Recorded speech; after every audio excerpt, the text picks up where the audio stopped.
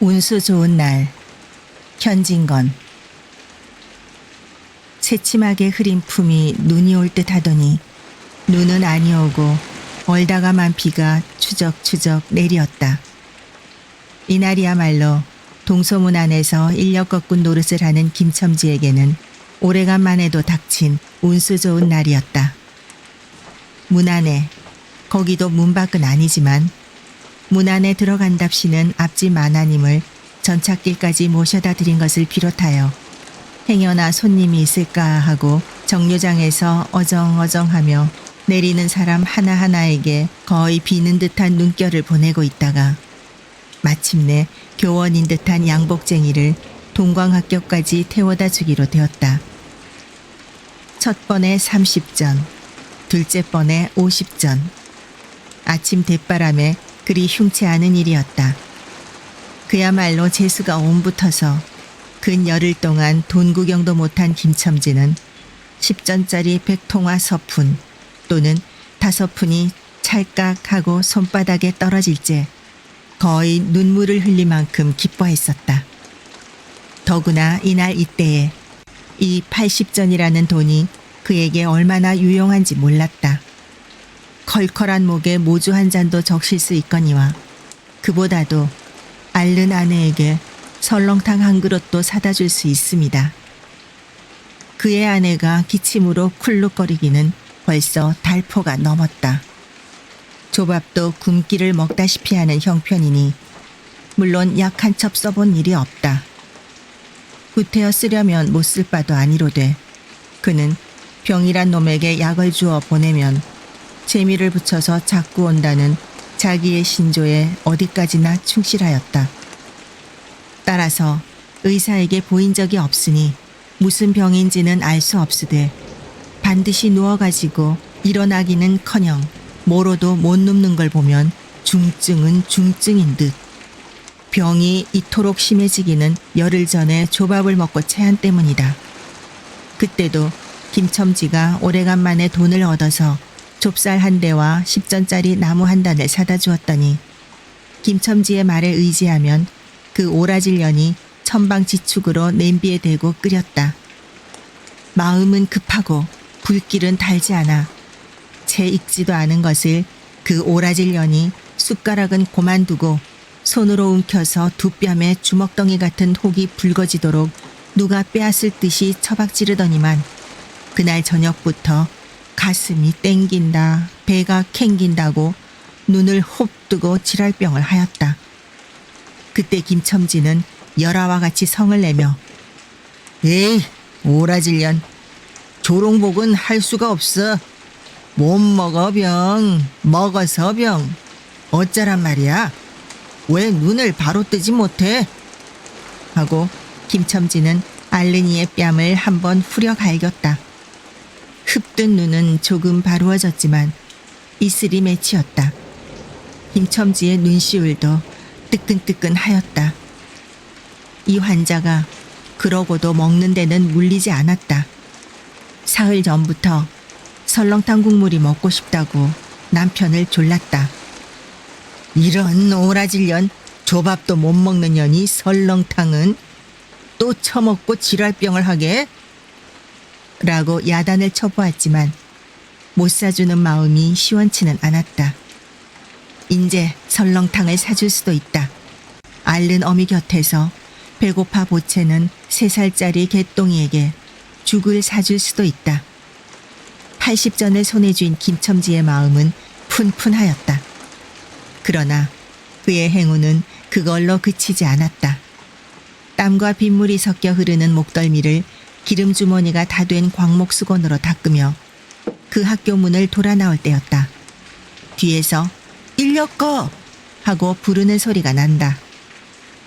자기를 불러 멈춘 사람이 그 학교 학생인 줄 김첨지는 한 번 보고 짐작할 수 있었다. 그 학생은 다짜고짜로 남대문 정거장까지 얼마요? 라고 물었다. 아마도 그 학교 기숙사에 있는 이로 동기 방학을 이용하여 귀향하려 함이리라. 오늘 가기로 작정은 하였건만 비는 오고 짐은 있고 해서 어찌할 줄 모르다가 마침 김첨지를 보고 뛰어나왔음이리라. 그렇지 않으면 왜 구두를 채 신지 못해서 질질 끌고 비록 고구라 양복일 망정 노박이로 비를 맞으며 김첨지를 뒤쫓아 나왔으랴. 남대문 정거장까지 말씀입니까? 하고 김첨지는 잠깐 주저하였다. 그는 우중에 우장도 없이 그 먼 곳을 철벅거리고 가기가 싫었음일까? 처음 것 둘째 것으로 고만 만족하였음일까? 아니다. 결코 아니다. 이상하게도 꼬리를 맞물고 덤비는 이 행운 앞에 조금 겁이 났습니다.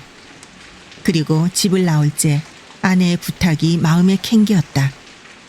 앞집 마나님한테서 부르러 왔을 때 병이는 그 뼈만 남은 얼굴에 유일의 생물 같은 유달리 크고 움푹한 눈에 애걸하는 빛을 띠며 오늘은 나가지 말아요.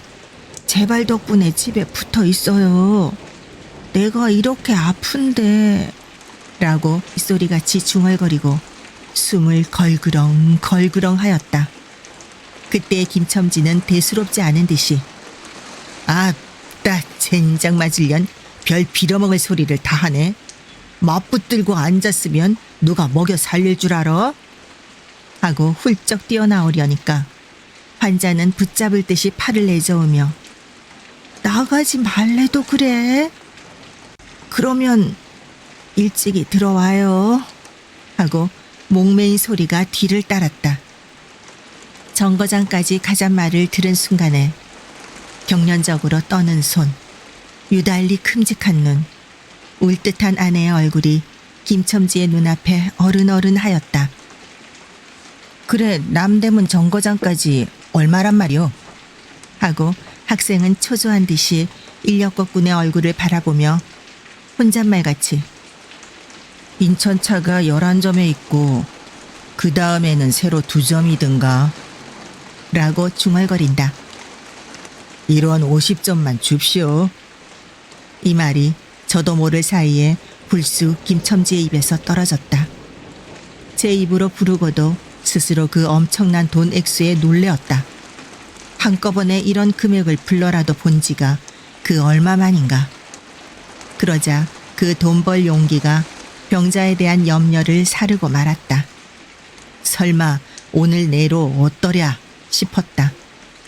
무슨 일이 있더라도 제1, 제2의 행운을 곱친 것보다도 오히려 갑절이 많은 이 행운을 놓칠 수 없다 하였다.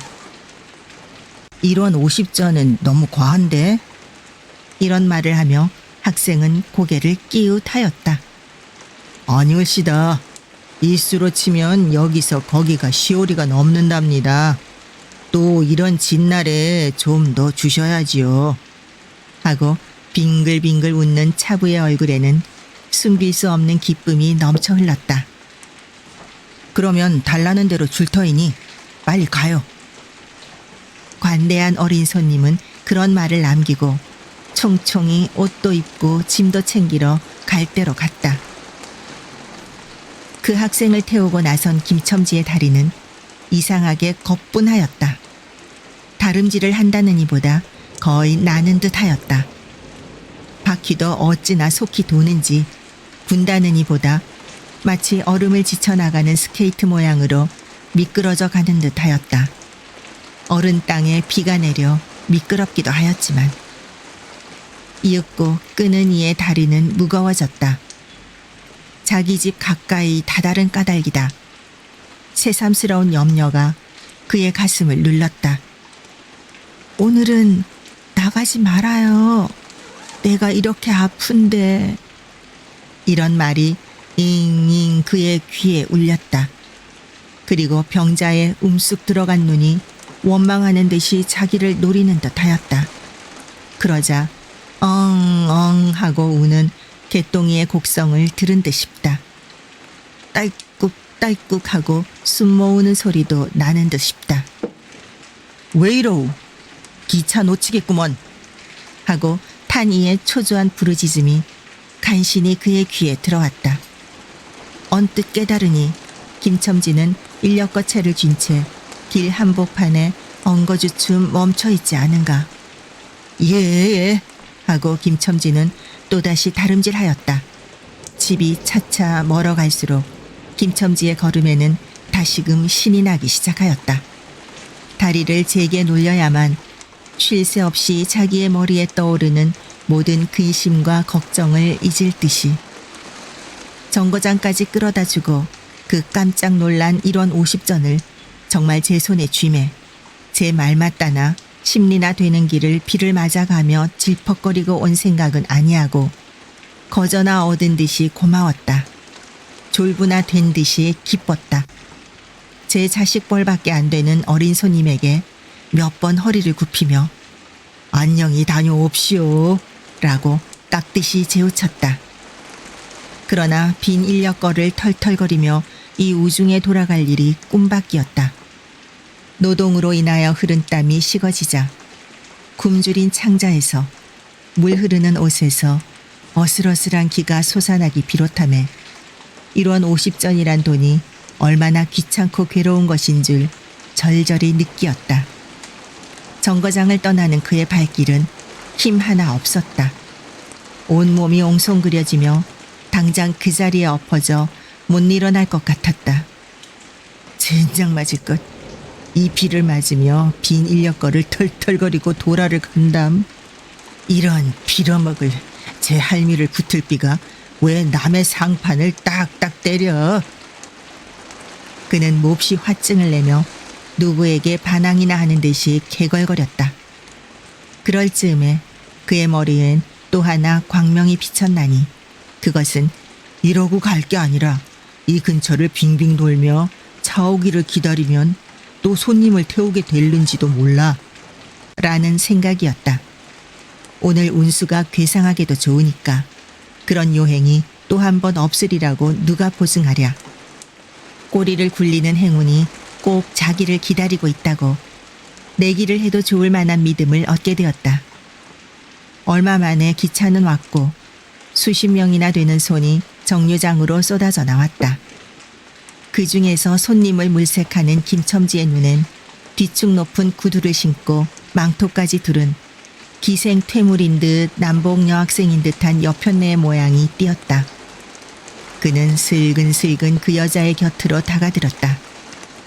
아씨, 인력거 아니 탓이랍시오. 그 여학생인지 뭔지가 한참은 매우 택가를 빼며 입술을 꼭 다문 채 김첨지를 거들떠보지도 않았다. 김첨지는 구걸하는 거지나 무엇같이 연애 연방 그의 기색을 살피며 아씨, 정거장 애들보담 아주 싸게 모셔다 드리겠습니다. 댁이 어디신가요? 하고 추근추근하게도 그 여자의 들고 있는 일본식 버들 고리짝에 제 손을 대었다. 왜 이리 남 귀치 않게 소리를 병력같이 지르고는 돌아선다. 김첨지는 어럽쇼 하고 물러섰다. 전차는 왔다. 김첨지는 원망스럽게 전차 타는 일을 노리고 있었다. 그러나 그의 예감은 틀리지 않았다. 전차가 빡빡하게 사람을 싣고 움직이기 시작하였을 때 타고 남은 손 하나가 있었다. 굉장하게 큰 가방을 들고 있는 걸 보면 아마 붐비는 차 안에 짐이 크다 하여 차장에게 밀려 내려온 눈치였다. 김첨지는 대어섰다. 인력거를 다시랍시오. 한동안 값으로 승강이를 하다가 60전에 인사동까지 태워다 주기로 하였다. 인력거가 무거워짐에 그의 몸은 이상하게도 가벼워졌고 그리고 또 인력거가 가벼워지니 몸은 다시금 무거워졌건만 이번에는 마음조차 초조해 온다. 집의 광경이 자꾸 눈앞에 어른거려 이제 요행을 바랄 여유도 없었다. 나무 등걸이나 무엇 같고 제 것 같지도 않은 다리를 연애 꾸짖으며 갈팡질팡 뛰는 수밖에 없었다. 저놈의 인력거꾼이 저렇게 술이 취해가지고 이 진 땅에 어찌 가노 라고 길 가는 사람이 걱정을 하리만큼 그의 걸음은 황급하였다. 그리고 비 오는 날 하늘은 어둠침침하게 벌써 황혼에 가까운 듯하다.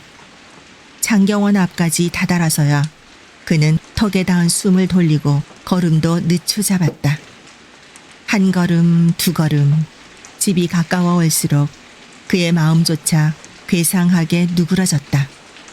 그런데 이 누그러움은 안심해서 오는 게 아니요. 자기를 덮친 무서운 불행을 빈틈없이 알게 될 때가 박두한 것을 두려워하는 마음에서 오는 것이다. 그는 불행에 다닥치기 전 시간을 얼마쯤이라도 늘리려고 버르적거렸다. 기적에 가까운 벌이를 하였다는 기쁨을 할 수 있으면 오래 지니고 싶었다. 그는 두리번 사면을 살피었다.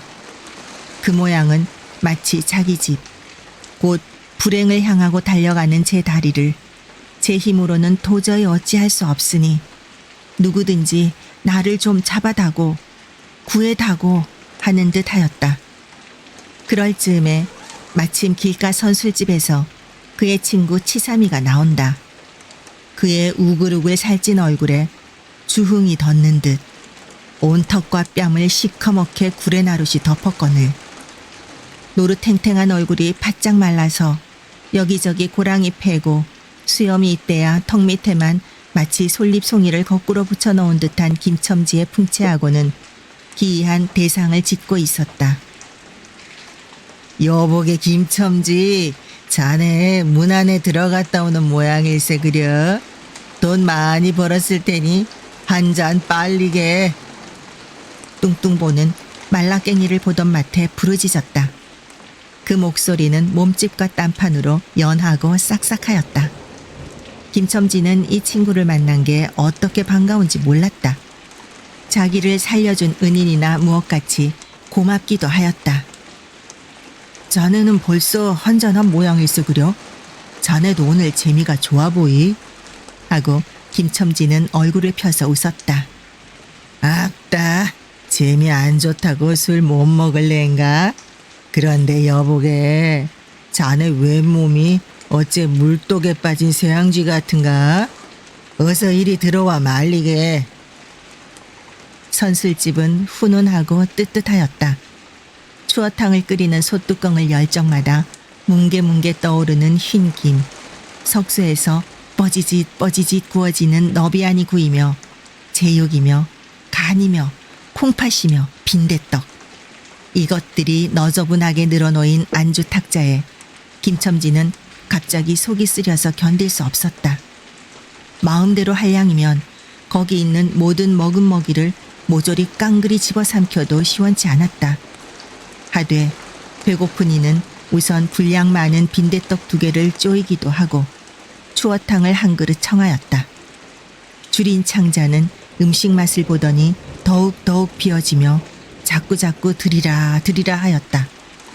순식간에 두부와 미꾸리 든 국 한 그릇을 그냥 물같이 들이켜고 말았다.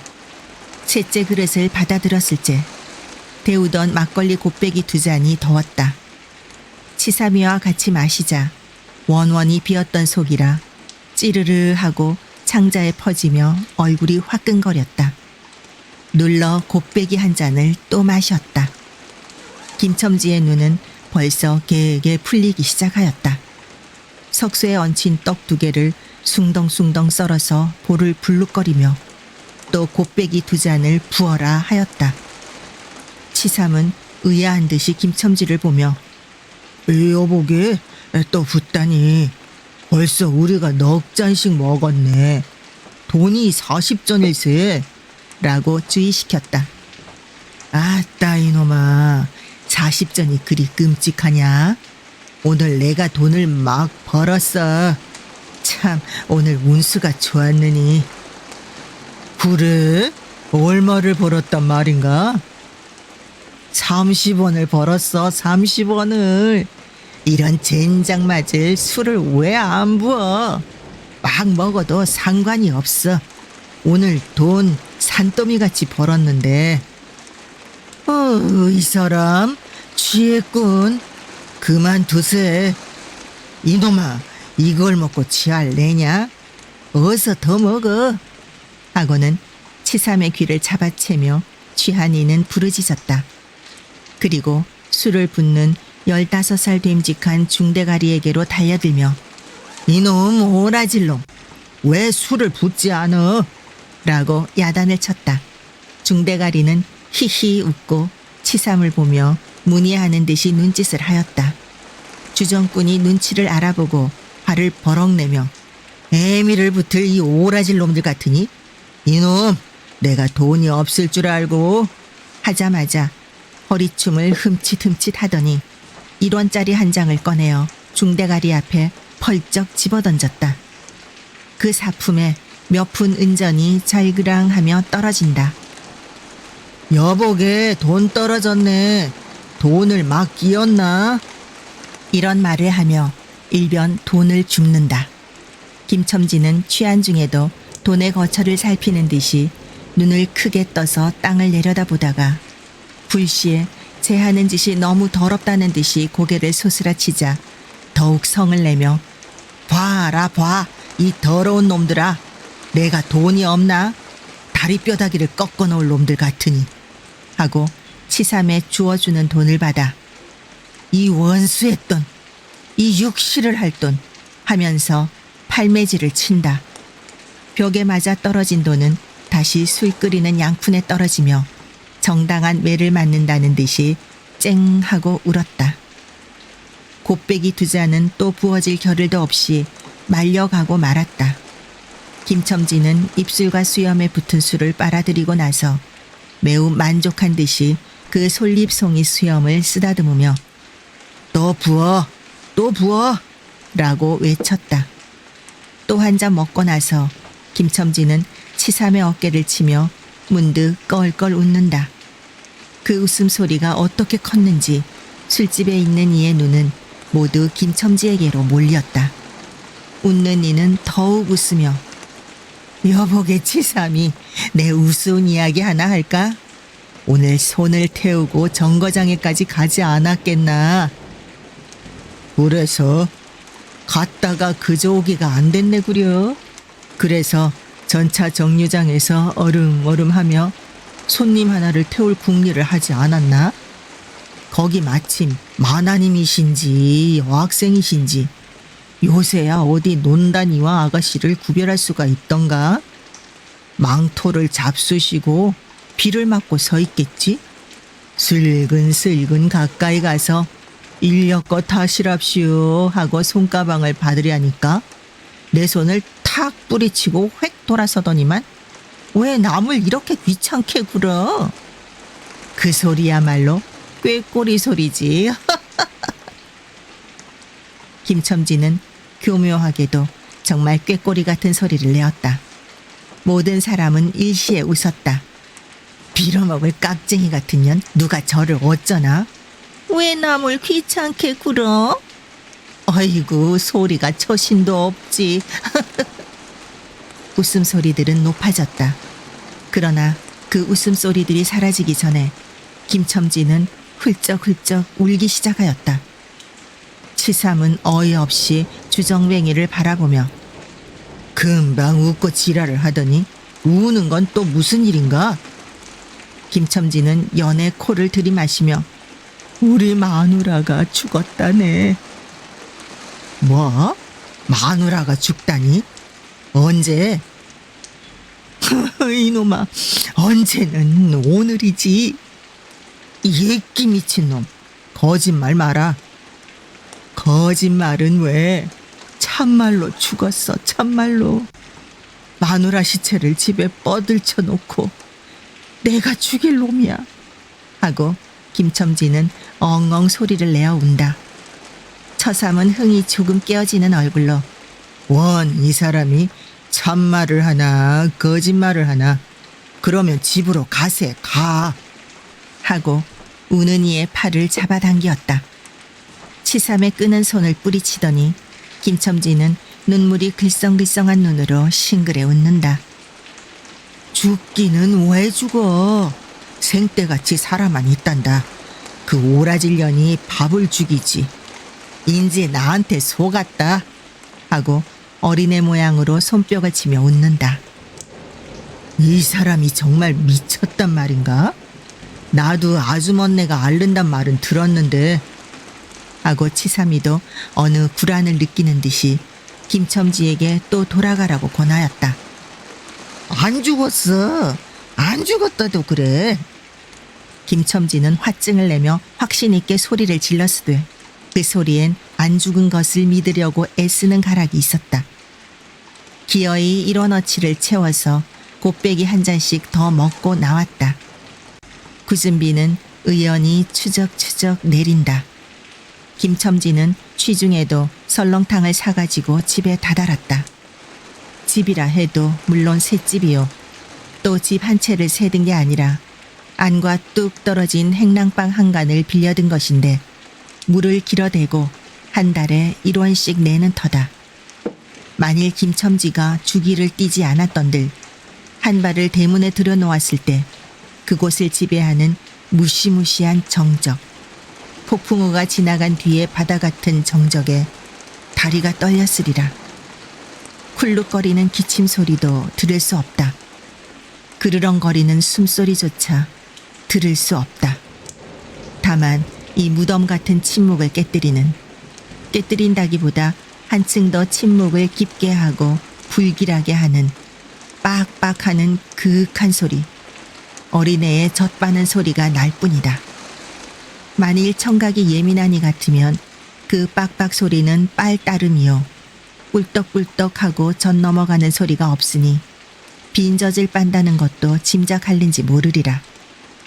혹은 김첨지도 이 불길한 침묵을 짐작했는지도 모른다.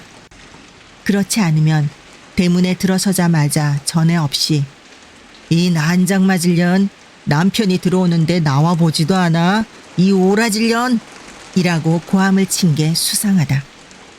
이 고함이야말로 제 몸을 엄습해오는 무시무시한 증을 쫓아버리려는 허장성세인 까닭이다. 하여간 김첨지는 방문을 왈칵 열었다. 구역을 나게 하는 축이, 떨어진 삿자리 밑에서 나온 먼짓내, 빨지 않은 기저귀에서 나는 똥내와 오줌내, 가지각색 때가 켜켜이 앉은 옷내, 병인의 담썩은 내가 섞인 축이가 무딘 김첨지의 코를 찔렀다.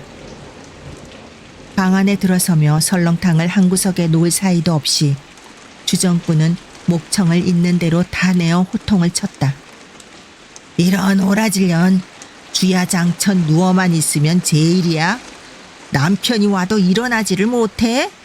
라는 소리와 함께 발길로 노은이의 다리를 몹시 찼다. 그러나 발길에 채이는 건 사람의 살이 아니고 나무 등걸과 같은 느낌이 있었다. 이때에 빽빽 소리가 응아 소리로 변하였다. 개똥이가 물었던 젖을 빼어놓고 운다. 운데도 온 얼굴을 찡그려 붙여서 운다는 표정을 할 뿐이다. 응아 소리도 입에서 나는 게 아니고 마치 뱃속에서 나는 듯 하였다. 울다가 목도 잠겼고 또 울기조차 시진한 것 같다. 발로 차도 그 보람이 없는 걸 보자 남편은 아내의 머리맡으로 달려들어 그야말로 까치집 같은 환자의 머리를 꺼들어 흔들며 이년아, 말을 해, 말을. 입이 붙었어, 이 오라질년. 이것 봐. 아무 말이 없네. 이년아, 죽었단 말이냐? 왜 말이 없어? 또 대답이 없네.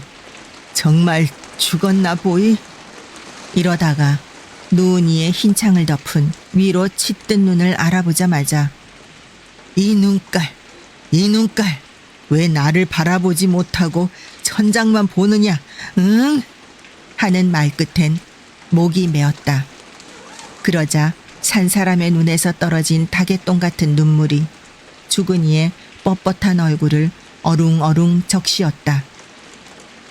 문득 김첨지는 미칠 듯이 제 얼굴을 죽은 이의 얼굴에 한 대 비비대며 중얼거렸다. 설렁탕을 사다 놓았는데 왜 먹지를 못하니? 괴상하게도 오늘은 운수가 좋더니만.